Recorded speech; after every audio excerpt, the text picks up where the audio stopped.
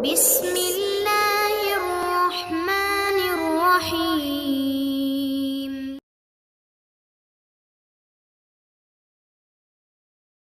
Rasulillah wa ala alihi wa sahbihi wa mawalah.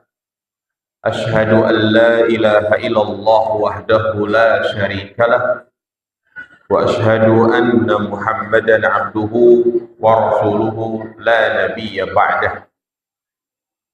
Allahumma salli ala Muhammad wa ala ali Muhammad. Qala Allah Ta'ala fil Qur'anil Karim, ya ayyuhalladzina amanu taqullaha wa qulu qawlan sadida yuslih lakum a'malakum wa yaghfir lakum dhunubakum wa may yuti'illaha wa rasulahu faqad faza fawzan 'azima. Amma ba'du, ayyuhal ikhwah rahimani wa rahimakumullah, jamaah salat maghrib yang dirahmati Allah subhanahu wa ta'ala. Kembali kita melanjutkan membahas kitab Al-Kabair karya Al-Imam Al-Zahabi rahimahullahu ta'ala. Kitab yang mengupas tentang dosa-dosa besar. Sangat penting bagi kita untuk mengetahui dosa-dosa besar agar kita tidak terjerumus ke dalamnya. Dan bab yang sedang kita bahas masih pada dosa besar yang pertama, al-isyraku billah, berbuat syirik kepada Allah subhanahu wa ta'ala, yang mana pada pertemuan sebelumnya kita telah membahas tentang pengertian syirik dan bahaya-bahaya syirik. Pembahasan tentang syirik tentu pembahasan yang sangat luas. Syekh Muhammad bin Abdul Wahhab At-Tamimi rahimahullah memiliki kitab yang sangat bagus sekali yang perlu untuk kita kaji, berjudul Kitab Tauhid. Kitab yang mengupas tentang hakikat tauhid, keutamaan tauhid, tafsir tauhid, dan juga lawannya. Hakikat syirik, bahayanya, macam-macamnya, dan bentuk-bentuknya. Nah, pada kesempatan yang berbarokah ini, sedikit kita akan membahas tentang macam-macam syirik dan bentuk-bentuknya. Ini sangat penting untuk kita jelaskan secara detail bentuk-bentuk kesyirikan, agar kita tidak salah kaprah di dalam menilai suatu perbuatan yang jelas-jelas syirik tapi dianggap bentuk ibadah. Sebagai contoh misalnya, sebagian orang mendatangi kuburan. Ya, kita akui ziarah kubur adalah ibadah yang disyariatkan. Akan tetapi, kita harus kembali kepada tujuan disyariatkannya ziarah kubur, yaitu dalam rangka mendoakan si mayit agar mendapatkan ampunan, agar mendapatkan rahmat. Bukan malah dia meminta-minta kepada penghuni kubur. Ini salah satu contoh. Ya, meminta-minta kepada orang yang sudah meninggal dunia, jelas kesyirikan, tapi dianggap sebagai bentuk bertakarub kepada Allah. Ya, dianggap sebagai bentuk berbuat baik kepada si mayit. Maka ini kekeliruan ya yang perlu diluruskan. Secara umum, syirik bisa terjadi pada rububiyah dan juga uluhiyah. Yang pertama kita akan bahas syirik rububiyah. Maka sangat penting kita memahami apa itu rububiyah.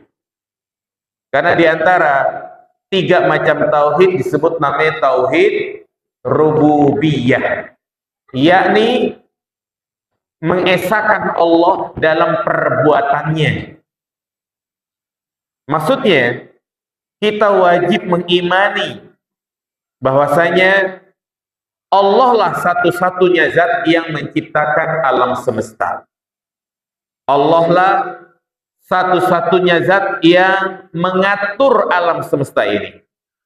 Allah lah satu-satunya zat yang memiliki alam semesta ini. Itulah disebut namanya tauhid rububiyah, mengesahkan Allah dalam hal perbuatannya. Maka siapapun yang meyakini adanya pencipta selain Allah, adanya makhluk yang memiliki campur tangan dalam penciptaan alam semesta ini, berarti dia telah mempersekutukan Allah Subhanahu wa taala.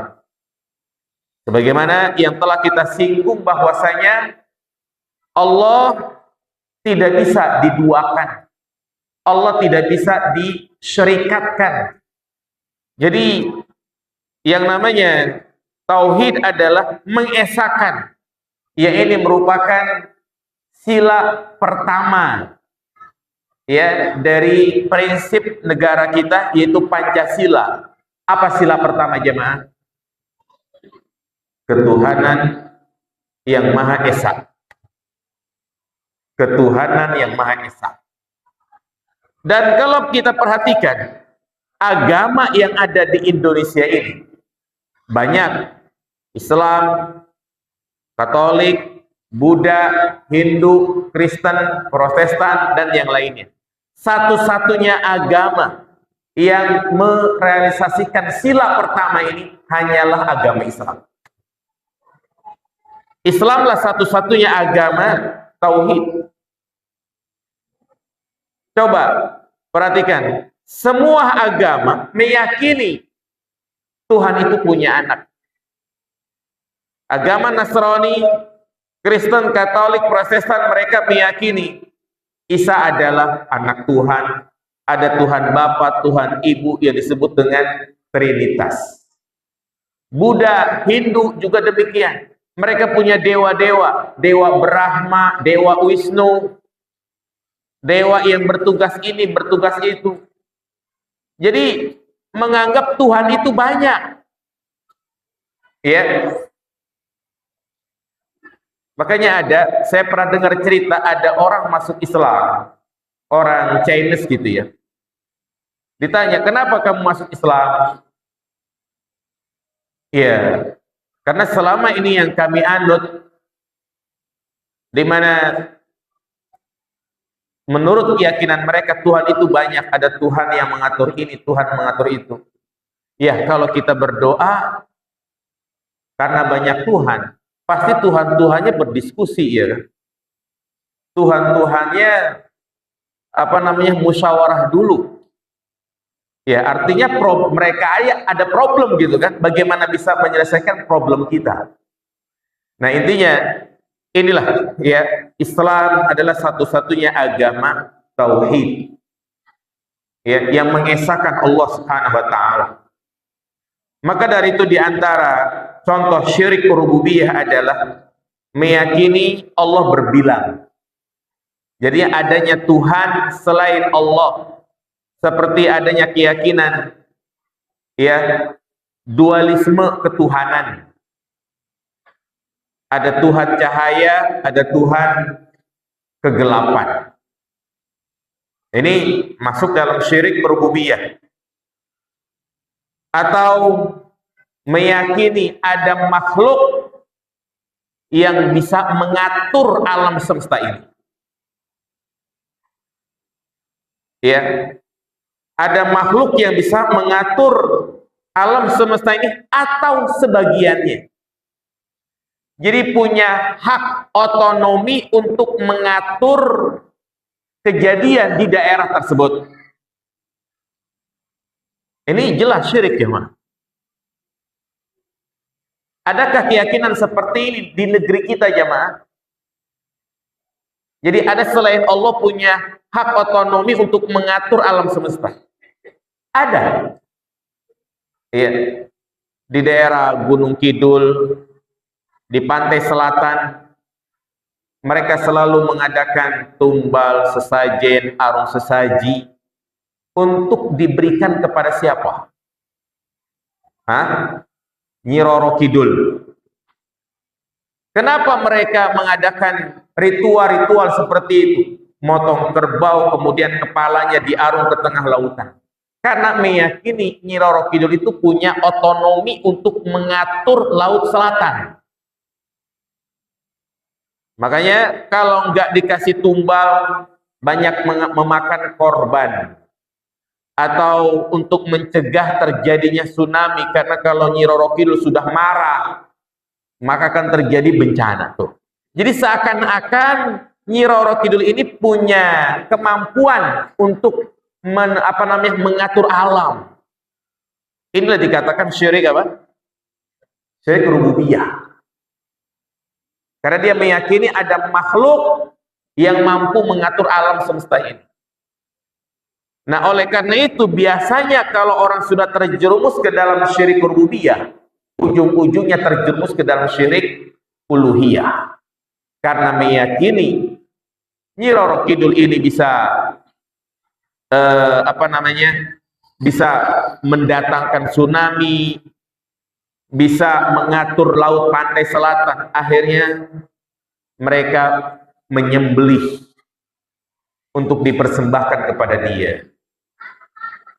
Inilah tipu daya syaitan. Wa annahu kana rijalun minal insi ya'udzuuna birijalin minal jinni fazaduhum rahaqa. Ada di kalangan laki-laki dari manusia, mereka meminta perlindungan kepada laki-laki dari bangsa jin, fazaduhum rahaqa. Maka tersesatlah mereka. Baik.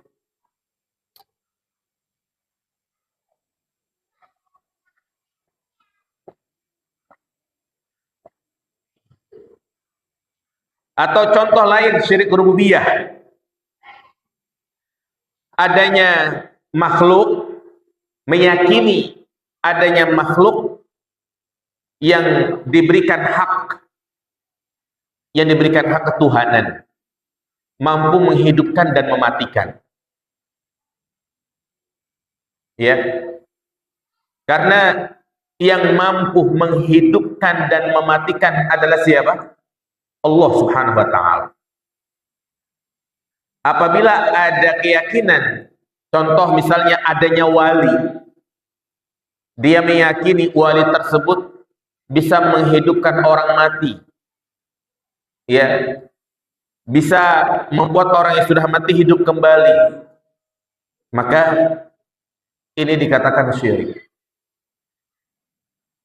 Bagaimana dengan Nabi Isa yang katanya bisa menyembuhkan orang sakit? Ini beda.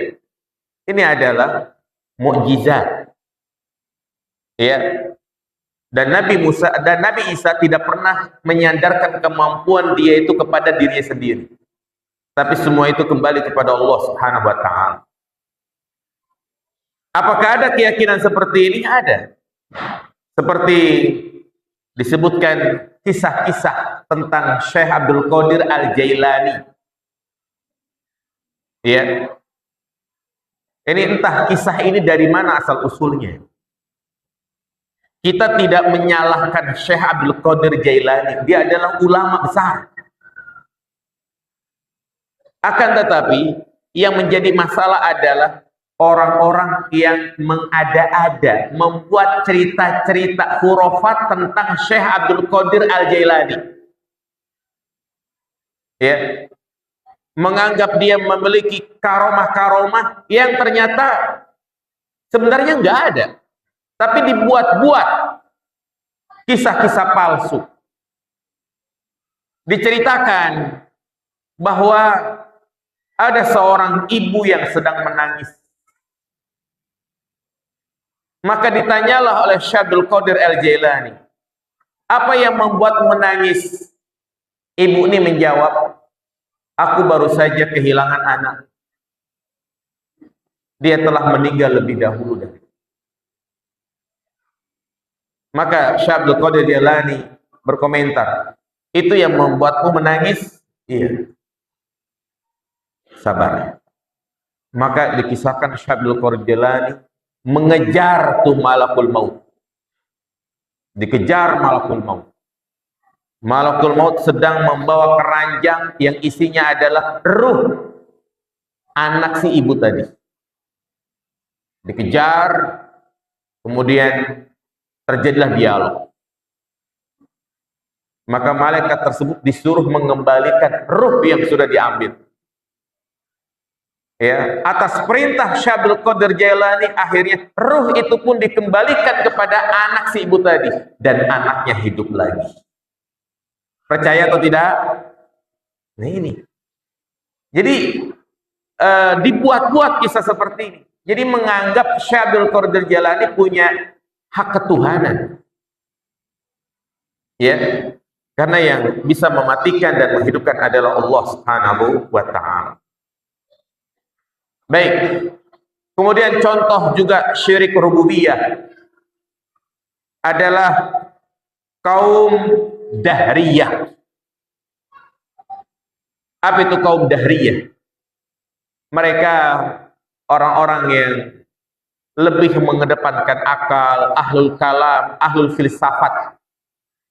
Ya, atau mereka ini adalah orang-orang ateis yang meyakini bahwasanya alam semesta ini ada dengan sendirinya. Perubahan-perubahan yang terjadi di alam semesta ini ya terjadi karena berlalunya zaman. Jadi nggak ada campur tangan Allah Subhanahu wa taala. Adanya makhluk baru, kemudian punah, muncul lagi makhluk yang baru. Maka ini asas mereka adalah adanya evolusi. Seperti keyakinan Darwin, manusia itu ada karena evolusi dari orang hutan. Maka ada gambarnya itu kan kalau di buku-buku apa itu? Ada gambarnya awalnya orang hutan, membungkuk, kemudian agak tegak, jadilah manusia. Ini teori Darwin. Ini jelas menyalahi akidah kita sebagai seorang muslim. Adanya manusia bukan karena evolusi, tapi adanya manusia diciptakan oleh Allah Subhanahu wa taala. Dan manusia pertama yang Allah ciptakan dari tanah adalah siapa? Adam. Dan kita nggak setuju kalau dikatakan keturunan orang utan. Karena kalau disebut orang utan, jelek.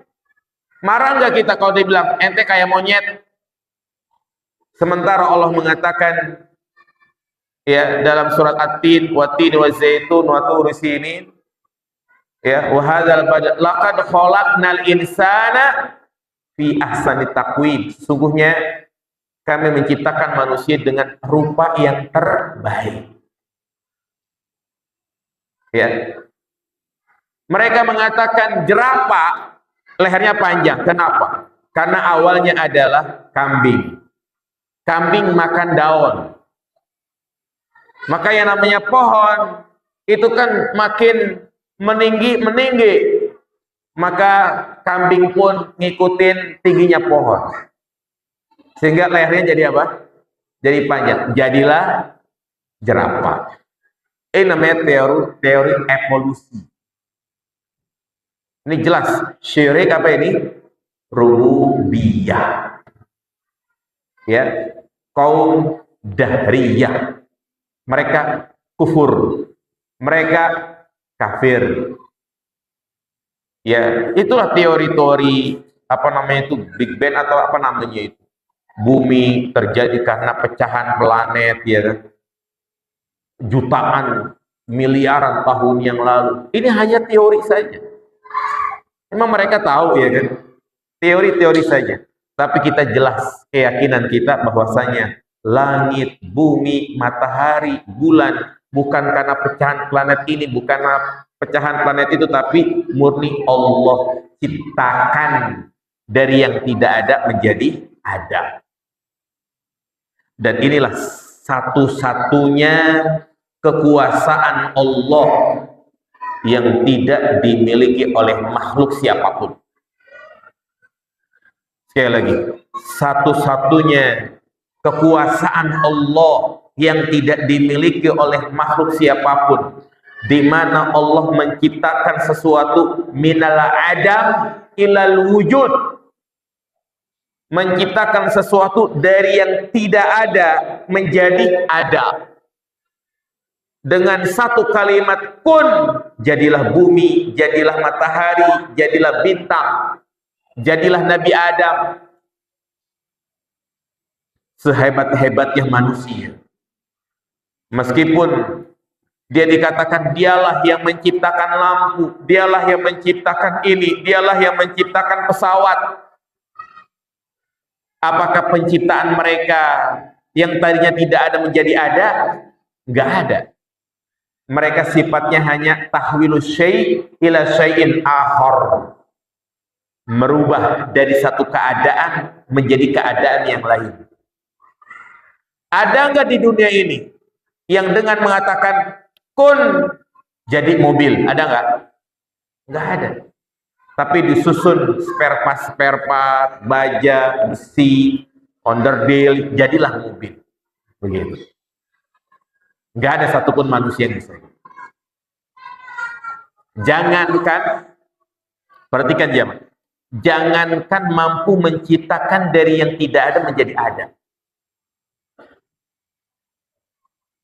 Ya, terkadang keterbatasan kemampuan manusia, dia tidak mampu ya memproses yang sudah ada. Memproses yang sudah ada. Contoh, sudah ada air mani laki-laki dan sudah ada opum wanita. Apakah mampu memproses seperti perkembangan janin yang ada dalam perut ibu?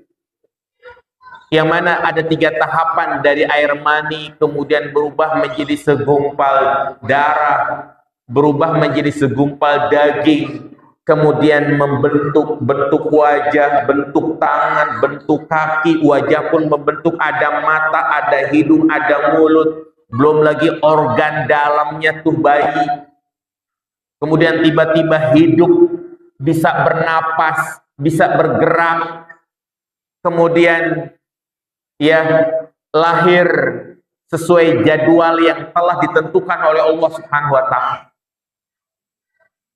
Adakah manusia yang paling pintar, profesor, doktor, yang mampu membuat hal yang sama, mengembangkan bayi seperti itu jemaah? Tidak. Paling banter hanya pembuahan, disebut namanya bayi apa itu? Bayi tabung. Apakah bayi tabungnya itu prosesnya dari air mani sampai tuh gede, sampai bayi jemaah? Enggak, tapi dimasukkan lagi kemana? Ke rahim. Subhanallah.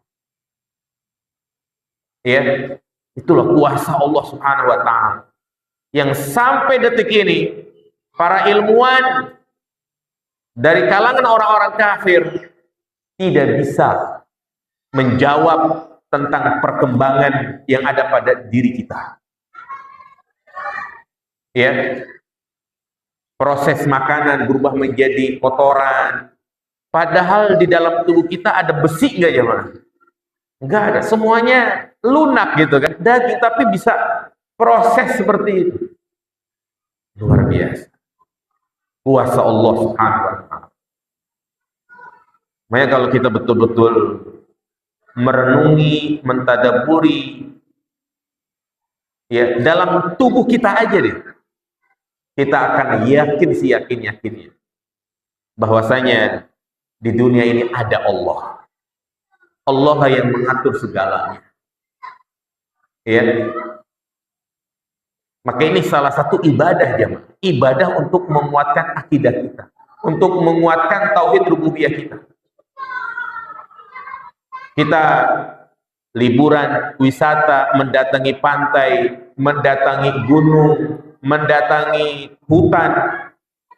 Di situ kita melihat ciptaan Allah begitu indah. Lalu bagaimana lagi dengan Allah Subhanahu wa taala, zat yang maha indah.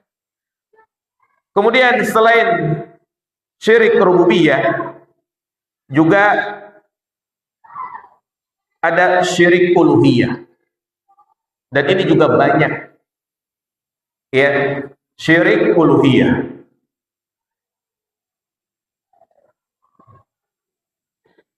Yakni yang namanya tauhid uluhiyah, mengesahkan Allah dalam hal ibadah. Ibadah di mana kita merendah, mengagungkan, mengkerdilkan di hadapan Allah Subhanahu wa taala.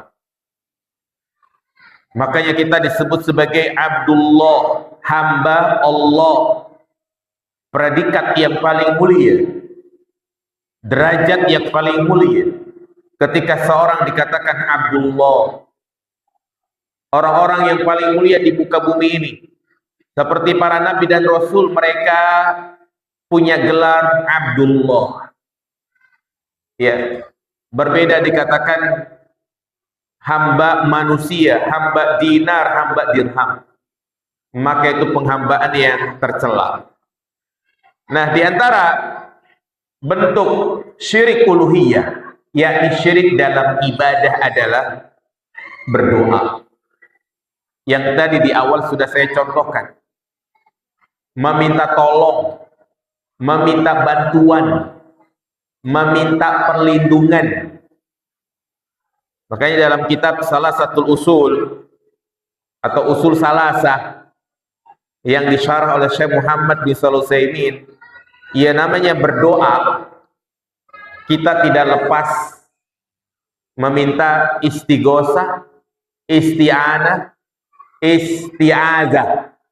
Ya, istighosah, meminta tolong kepada Allah di saat kita sulit.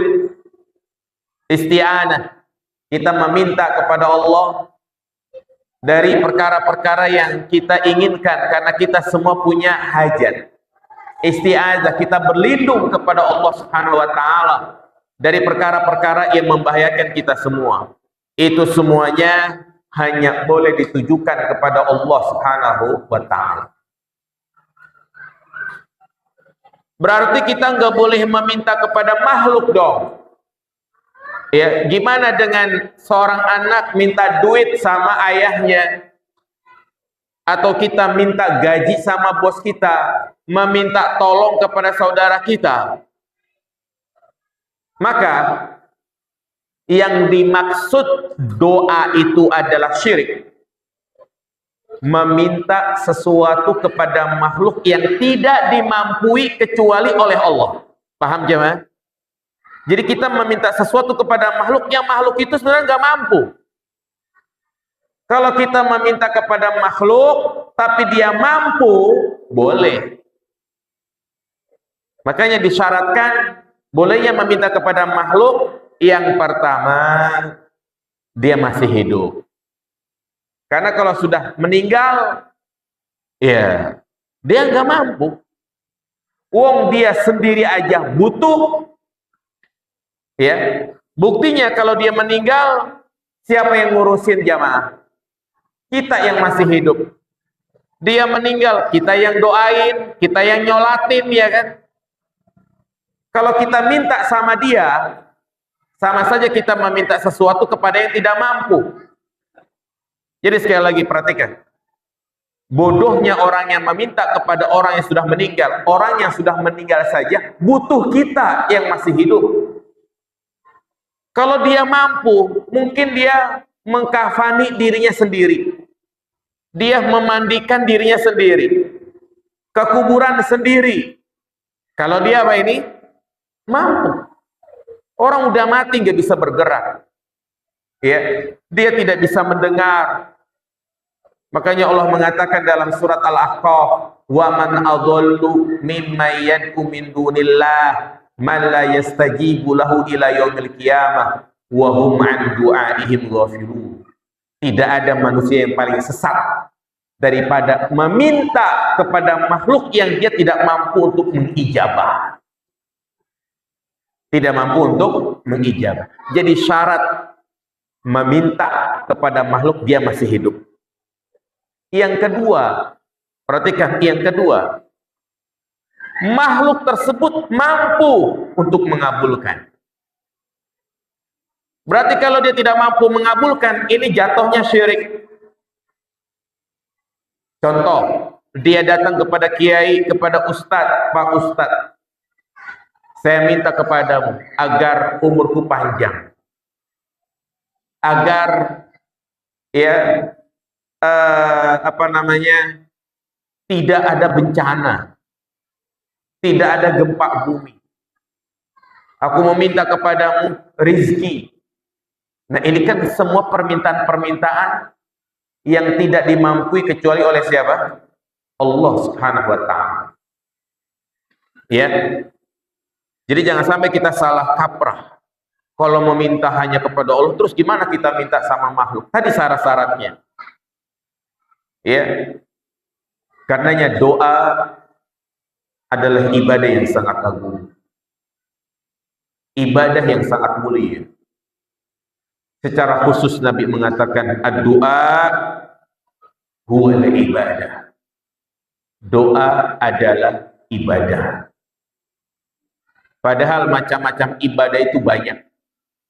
Tapi secara khusus Nabi mengatakan doa adalah ibadah.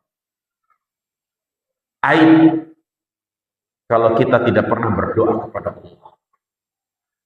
Sungguh tercela seseorang yang pelit untuk meneteskan air matanya di hadapan Allah Subhanahu wa ta'ala. Kalau kita tidak mampu menangis di hadapan Allah, bisa jadi hati ini sudah mati. Ya, menangislah di hadapan Allah. Mintalah segala apa yang kita inginkan. Dan berdoalah kepada Allah, baik di awal, di pertengahan, atau di akhir. Jangan hanya kita melibatkan Allah tatkala kita tidak mendapati solusi. Solusi sudah di depan mata, tetap libatkan Allah. Makanya setiap aktivitas kita diperintahkan untuk selalu berdoa.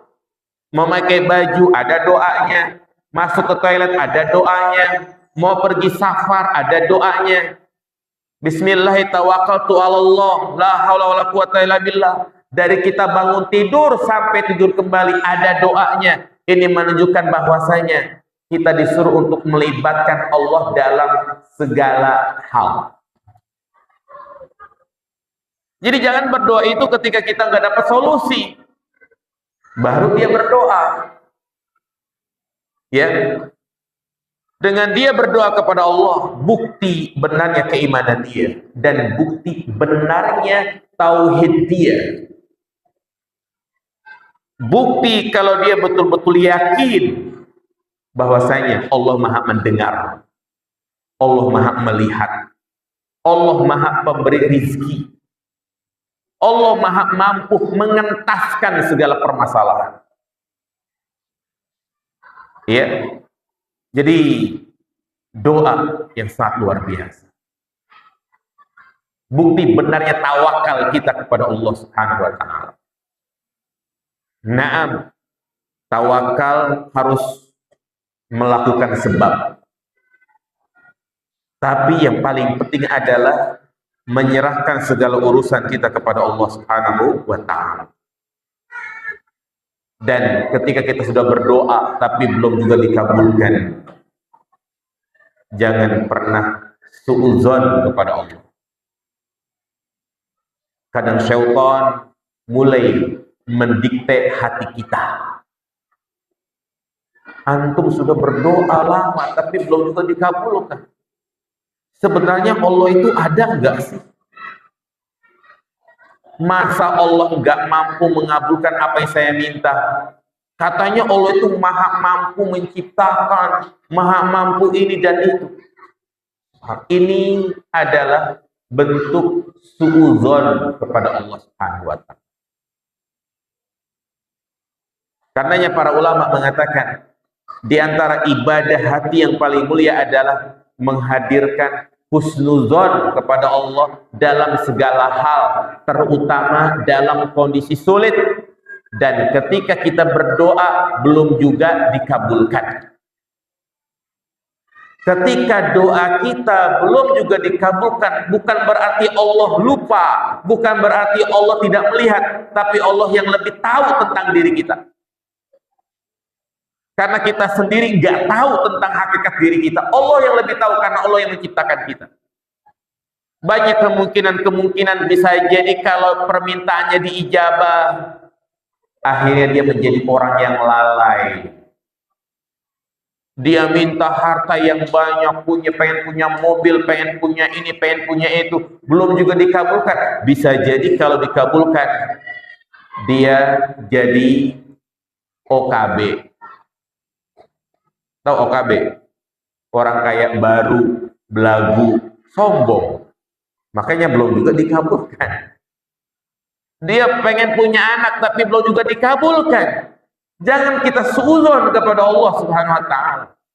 Bisa jadi di situ Allah Subhanahu wa taala ingin mengangkat derajat kita dengan satu ibadah yang tidak ada pada orang lain, yaitu apa? Sabar. Sabar. Ya. Bisa jadi karena kehadiran punya anak dia belum bisa bertanggung jawab. Bisa jadi akan melalaikan dia betapa banyak orang itu punya anak. Hingga akhirnya anak tersebut menjadi musuh bagi dia, bagi orang tua. Makanya Allah mengatakan, ya ayyuhalladzina amanu, wahai orang-orang yang beriman, ya, innama amwalukum wa auladukum aduwwan lakum, bahwasanya anak kalian, harta kalian itu bisa menjadi musuh kalian. Dan bukan berarti Allah tidak mengijabah. Bisa jadi Allah simpan doa tersebut dan Allah berikan yang terbaik nanti pada hari kiamat. Dan hakikat kehidupan adalah setelah kematian. Ya. Jadi tetap kita fokus berdoa hanya kepada Allah. Wa qala rabbukum ud'uni astajib lakum. Berdoalah kalian langsung kepadaku. Enggak perlu pakai perantara-perantara yang disebut dengan tawasul. Allah enggak butuh perantara, Allah enggak butuh asisten. Karena ada sebagian orang yang mengkiaskan, kita kalau berdoa jangan langsung kepada Allah. Siapa kita? Kita ini pendosa, butuh wasilah, orang-orang soleh yang dekat dengan Allah. Sama seperti presiden, kita nggak bisa ketemu sama presiden kecuali melewati orang-orang terdekat dengan presiden. Ketemu dulu sama siapa? Bang Teddy misalnya, pas pampres ya. Jadi kiasnya seperti itu. Subhanallah. Ini sama saja menyamakan Allah dengan makhluk. Allah nggak butuh itu semuanya. Allah nggak butuh. Ya. Ada juga yang mengatakan tuh Allah saja ketika menyampaikan wahyu mengambil perantara dengan malaikat siapa? Jibril tuh. Allah aja menjadikan malaikat Jibril sebagai perantara untuk menyampaikan wahyunya kepada Rasulullah SAW. Ini syubhat jemaah. Ini syubhat. Ingat, bukan berarti Allah tidak mampu menyampaikan wahyu langsung kepada Rasulullah, tetapi Allah ingin memuliakan siapa? Malaikat Jibril. Ini dalil yang sangat tegas, surat Ghafir ayat 60. Kemudian surat Al-Baqarah ayat 186. Wa idza sa'alaka ibadi anni fa inni qarib ujibu da'wata da'i idza da'an. Apabila hambaku bertanya tentangku, katakanlah aku itu dekat. Aku akan mengijabah setiap doa orang yang meminta kepadaku. Nasihat Rasulullah kepada sahabat, wa idza sa'alta fas'alillah. Apabila engkau meminta, maka mintalah langsung kepada Allah Subhanahu wa taala. Maka dalil yang sangat jelas ini meruntuhkan, membatalkan kias-kias dengan akal semata. Ada lagi yang mengatakan begini, kita butuh wasilah, butuh bertawasul. Kenapa? Tuh mangga, udah mateng. Bisa nggak kita ngambil langsung jamaah? Nggak bisa, harus ada senggetan. Tahu senggetan? Harus ada gala. Nah, gala inilah sebagai bentuk tawasul kita. Subhat lagi mengatakan dengan firman Allah Subhanahu wa taala dalam surat Al-Maidah ayat 35. Ini yang mereka jadikan tentang bolehnya bertawasul kepada orang yang sudah meninggal. Allah berfirman,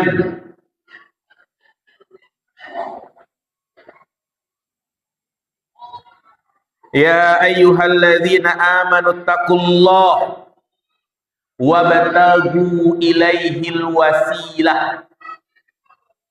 Wahai orang-orang yang beriman, bertakwalah kepada Allah dan carilah wasilah. Tuh kata mereka, wabtagu ilaihil wasilah, carilah wasilah.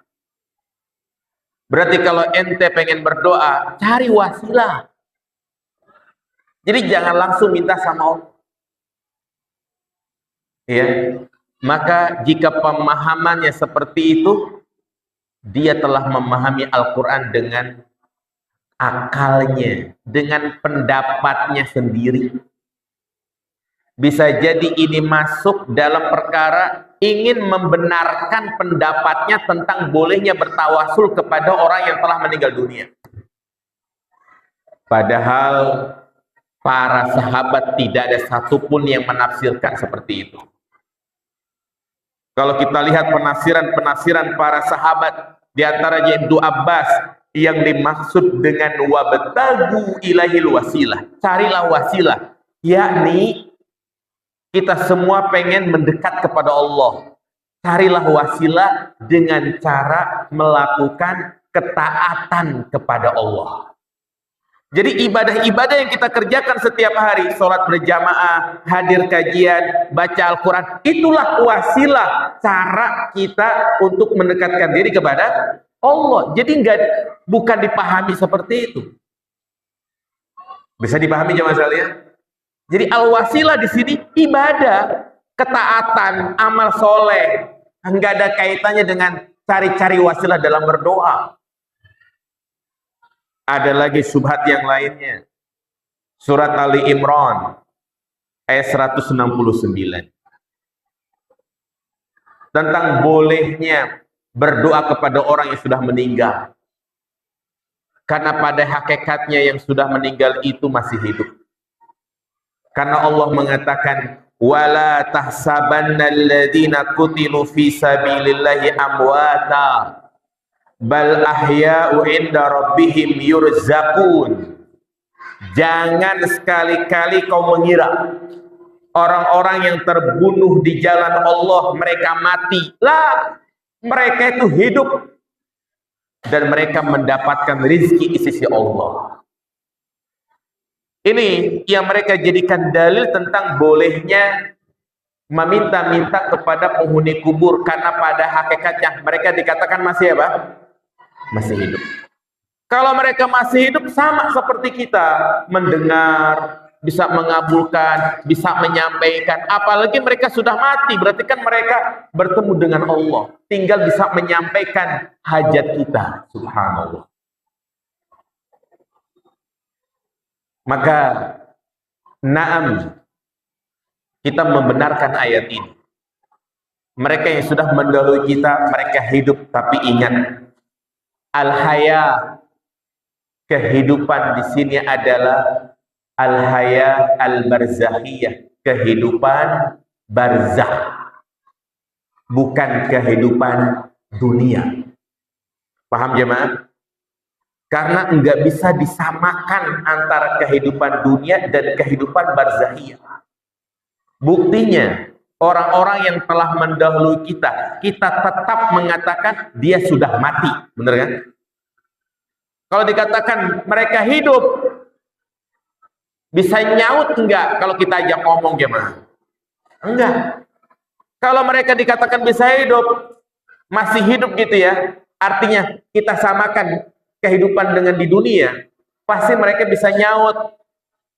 Kalau kita berdoa, ngajak ngomong, kalau dia nyaut gimana kita jemaah? Lari. Jadi ini adalah kehidupan barzahiyah yang tidak diketahui oleh orang-orang yang masih hidup. Dan Allah mengatakan yurzakun, mereka justru dikasih rizki oleh Allah. Jadi mereka butuh atas doa kita. Makanya kalau dikatakan orang yang sudah mati itu masih hidup, bagaimana dengan firman Allah Ta'ala dalam surat Fatir ayat 44? Wa ma yastawil ahya wal amwat. Tidak sama antara orang yang sudah mati dengan orang yang masih hidup. Iya. Dan juga di antara syirik uluhiyah adalah menyembelih untuk selain Allah. Semua bentuk penyembelihan itu adalah ibadah. Makanya banyak bentuk menyembelih itu termasuk dalam kategori ibadah yang sangat agung. Ada kurban, ada akikah, ada al-hadyu, banyak. Ya, menunjukkan bahwasanya menyembelih adalah ibadah yang sangat agung. Qul inna sholati wa nusuki wa mahyaya wa mamati lillahi rabbil alamin. Fasholli li rabbika wanhar. Salat dan menyembelihlah untuk Rabbmu. Maka barang siapa yang menyembelih binatang dengan menyebut nama selain Allah, atau dia menyebut nama Allah tapi hatinya dia tujukan kepada selain Allah, seperti misalnya dia menyembelih tadi untuk tumbal, untuk sesajen, ya, maka ini adalah syirik. Praktek-praktek seperti ini ada di negeri kita. Dan lebih parahnya lagi, ini dijadikan sebagai salah satu kearifan lokal, budaya yang perlu dilestarikan. Maka bukan berarti kita mengingkari budaya. Boleh kita berbangga dengan kearifan lokal, karena Indonesia kaya dengan kearifan lokal, adat istiadat. Tapi jangan sampai itu bertentangan dengan nilai-nilai akidah. Karena Rasulullah mengatakan, ya, la'anallah, Allah melaknat man zabaha li ghairillah, orang yang menyembelih untuk selain Allah. Baik, kemudian juga mendatangi dukun, paranormal, mempelajari sihir, mendatangi tukang sihir, semua itu adalah bentuk kesyirikan. Ya. Kenapa jamaah sekalian? Karena kenapa dikatakan mendatangi dukun, bertanya dan membenarkan itu syirik? Yang pertama, ya, para dukun, para tukang sihir di dalam melakukan aksinya tidak lepas dari meminta bantuan kepada siapa? Syaitan. Itu praktek-praktek mereka. Ya. Dan Allah mengatakan, wa annahu kana rijalun minal insi ya'uduna birijalin minal jinni fazaduhum rahaqa. Ini kenapa mendatangi dukun, praktek perdukunan, semua syirik, karena tidak lepas dari meminta bantuan kepada jin, kepada syaitan. Yang kedua, mereka menghambakan kepada syaitan. Menghambakan dengan cara memberikan sesajen. Pasti ada syarat-syaratnya jamaah. Mereka yang datang ke Gunung Kawi, Mereka yang datang ke Gunung Kemukus pengen dipenuhi hajatnya, pasti mereka harus ada apa? Syarat, tumbal atau yang lain, menghambakan dirinya kepada syaitan. Kemudian dukun tersebut mengaku-ngaku mengetahui perkara gaib, dan ini sudah menciderai hak istimewa Allah, karena Allah lah satu-satunya zat yang mengetahui perkara gaib. Qul la ya'lamu ma fis samawati wal ar'al ghaiba illallah. Katakanlah tidak ada yang mengetahui apa yang ada tidak ada yang mengetahui perkara gaib, siapapun yang ada di langit maupun yang ada di bumi, kecuali siapa? Allah Subhanahu wa ta'ala. Ya. Dan juga biasanya praktek perdukunan, tukang sihir itu tidak akan manjur kecuali dengan menghinakan simbol-simbol Islam. Dari dukun dikasih wafat, dikasih raja, ada tulisan-tulisan Al-Quran, dikantongin kemana-mana, dibawa, didudukin seperti ini. Ini kan sama saja merendahkan Al-Quran. Belum lagi ada praktek sihir dengan cara menulis ayat kursi dengan tinta dari darah haid. Ini artinya jelas penghinaan terhadap Al-Quran. Ya, jadi jangan sekali-kali kita ada hajat, ada kesulitan mendatangi dukun atau paranormal, terutama jenis-jenis pengobatan alternatif. Ya, kadang ya para dukun mereka menyamar gitu ya, biar orang banyak tertipu. Sekarang banyak dukun berkedok apa? Ustadz. Kalau mereka pakai belangkon, pakai baju yang coklat itu sama kemenyan, orang sudah tahu menilai kalau dia adalah dukun. Tapi biar orang tertipu, penampilannya ustadz. Kemana-mana bawa sorban, bawa tasbih segede pentol, ya, dibaca-bacain, dimantra-mantrain, kemudian jual air. Itu banyak seperti itu, jemaah. Subhanallah. Makanya penting bagi kita untuk selalu menguatkan tauhid agar kita ya tidak terjerumus ke dalam dosa syirik. Dan masih banyak ya bentuk-bentuk dan macam-macam syirik. Ya, jika kita ingin memperluas ya tentang masalah ini, pelajarilah Kitab Tauhid karya Syekh Muhammad bin Abdul Wahab, karena beliau memberikan perincian yang sangat luas ya tentang hakikat tauhid dan macam-macam kesyirikan. Baik jamaah yang dirahmati Allah Subhanahu wa taala, selesai dosa besar yang pertama. Insyaallah di pertemuan berikutnya kita akan masuk dosa besar yang kedua. Ya. Kalau nggak salah membunuh ya. Nanti kita akan lanjutkan di bulan Agustus insyaallah. Demikian, subhanakallahumma bihamdika asyhadu an la ilaha illa anta astaghfiruka wa atubu ilaik. Assalamualaikum warahmatullahi wabarakatuh.